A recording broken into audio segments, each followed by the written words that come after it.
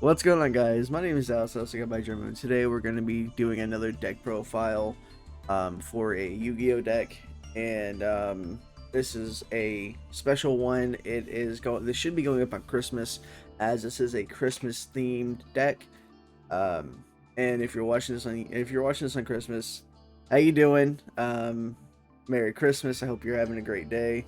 We're just gonna go ahead and get into this, and I'm just gonna explain the ins and outs of this deck. I haven't used this too much, but I've been practicing, so I know kind of what I'm doing.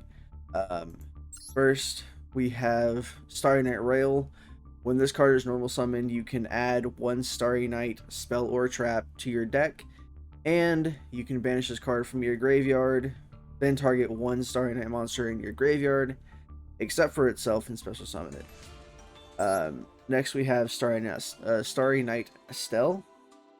You can target one light monster you control. Tribute it if you do, special summon one level 7 light dragon monster from your hand. If it's going to be a dragon, it's going to be a level 7 light dragon. So I'll just say dragon from now on. And then, second effect, you can banish this card from the graveyard, then target one dragon monster you control, and it gains 1,000 attack until the end of your opponent's turn. Next, we have Starry Knight Flamel. When an opponent's monster declares an attack, you can send this card from your hand or face up on the field to the graveyard and special summon one You can special summon one dragon monster from your hand. Quick effect: you can banish this card from your graveyard, then target one dragon monster in your graveyard or on the field, and return it to your hand. Next, we have Starry Knight CL. If there's cards in your hand, you can return one Starry Knight monster and one dragon monster you control to your hand, special summon this card. Also, if you control no monsters and this card is in the graveyard, you can banish this card from the graveyard and special summon one dragon monster from your hand. If you haven't noticed a theme, this deck likes to both special summon the boss dragon monster pretty reliably, and then return it to the hand.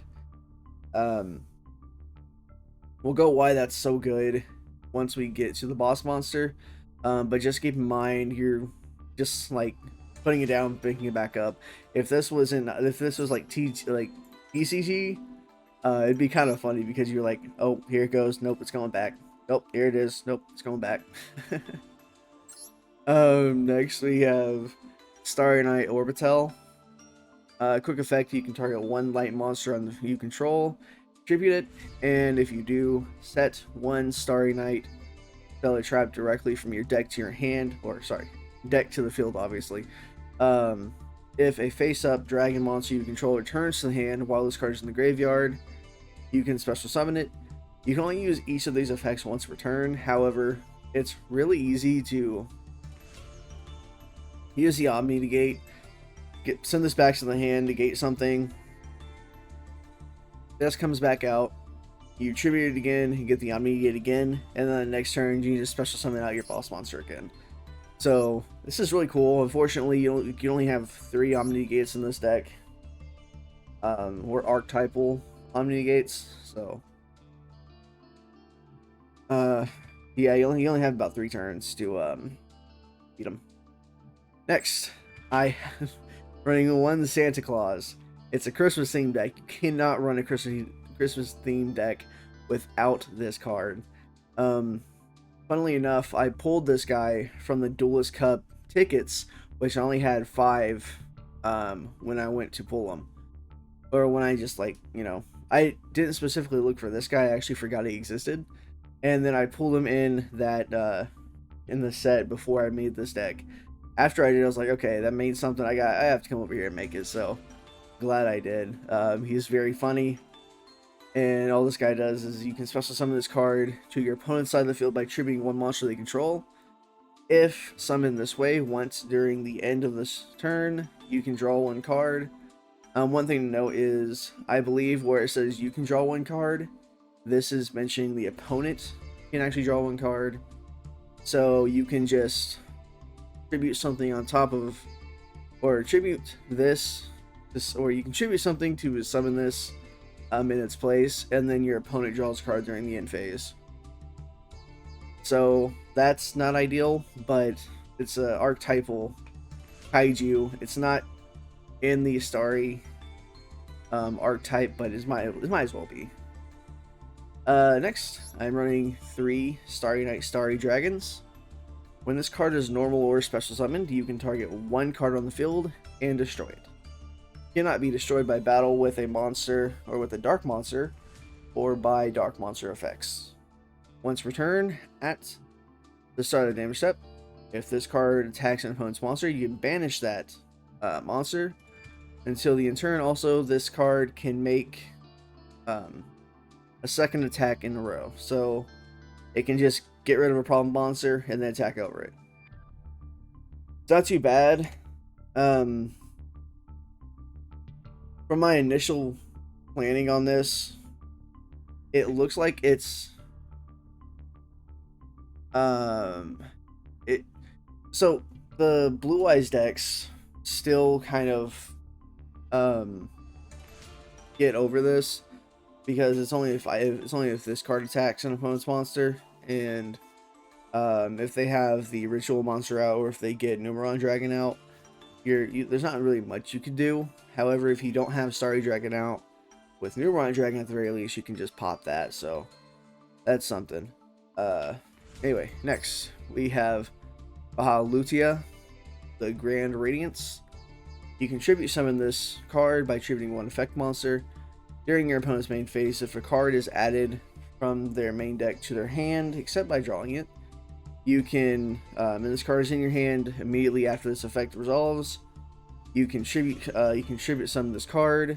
If this card is normal or tribute summoned, or normal or special summoned, from the hand, make your opponent banish the top cards of their deck face down, equal to the number of cards in their hand, and then shuffle their entire hand into the deck. And if they do, they get those banished cards as their new hand. So this is a weird one. If you know anything about the Trick Stars, they have a trap card. I think it's called Trap Card Rebirth or something like that. It's kind of the reverse of this. They banish the hand, they draw a new hand, and the cards go back into the cards from the previous hand go back into the deck. Now, while that's not a big distinction, there is kind of a combo you could do with Draw and Lock, which will kind of just make it so they don't have any cards in their hand at all. And this card can't do that because they aren't drawing cards, they're just adding cards from the banished pile. So unfortunate that you can't do Draw and Lock with it, but it's not really all it needed. And I'm gonna see if I can find it. I might have just battled too much, but I was doing a branded player dirty, and it was so funny. This was just on the field, and they just kept on shuffling their hands into the deck, and it was really cool. Next, I'm running 1 Protect Spirit Logath. This is a new card. I just now added it, so I haven't been able to summon it yet. Basically, if this card is destroyed by battle or card effect, you can target 1 card or 1 monster on the field. It cannot be destroyed by battle this turn. You can only use each of the following effects once per turn. If an effect of a fairy monster that you control is activated, you can special summon this card from your hand. You can target 1 face-up monster your opponent controls and 1 attack position monster that you control, and banish that opponent's monster. If you do, change your monster to defense position. So all of these are fairies, and at the very least Orbital has a very, very just trigger happy effect. So you do that, you tribute it, and then you can pretty much just go into Protect Spirit, and I believe, let me see. yeah, you can just target this, banish one monster your opponent controls, and then put this in defense position when it gets special summoned. So it's really cool actually. And I'm not sure if it's supposed to be, embarrassingly enough, I actually got this, got the idea for this card from the little solo duels that the new thing came with. So yeah, so I got it with this. Next, 2 Pot of Extravagance, because we don't really have to worry about the extra deck all that much. We are running the Dreadnought package with Super Dimensional Robot Galaxy and Zeus and all that. So if we have to, we have it. All these level 4s, and they can usually special summon themselves out pretty easily, or normal summon themselves, so it's not too bad. I just like having options I can go into that have a little more attack. Next, I'm running 1 Dark Ruler No More. This isn't an OTK deck. It might be, or it might have the ability to be at some capacity, but the highest attack that I can get reliably is 2500. So I don't really care about destroying and doing as much damage as I possibly can. This deck is more of just being really annoying, just popping your opponent's cards. So that's why Dark Ruler No More is pretty good in this deck. Then you're running 3 Starry Knight Balefire. Add 1 Starry Knight monster, 1 dragon monster from your deck to your hand. Then, if you control no monsters and your opponent controls a dark monster, you can special summon 1 dragon monster from your hand. You can only activate 1 of these per turn. Honestly, I hardly ever go for this. There's Ceremony, which if you happen to have a fairy type in your hand, you can reveal 1 light fairy monster in your hand, and if you do, add 1 dragon monster from your deck to your hand, and then place that revealed monster on the bottom of your deck. If your opponent activates a card or effect, you can special summon 1 dragon monster from your hand. It's just a better Balefire, honestly. You have a reactive summon instead of a search and potentially another summon, which it just feels better to me for some reason. Next, you have Starry Night Sky. During your main phase, you can normal summon 1 Starry Night or level 7 Light Dragon. Why did I say the whole thing? I said I wasn't going to. In addition to your normal summoned or set. If a dragon monster you control returns to the hand, you can draw 1 card.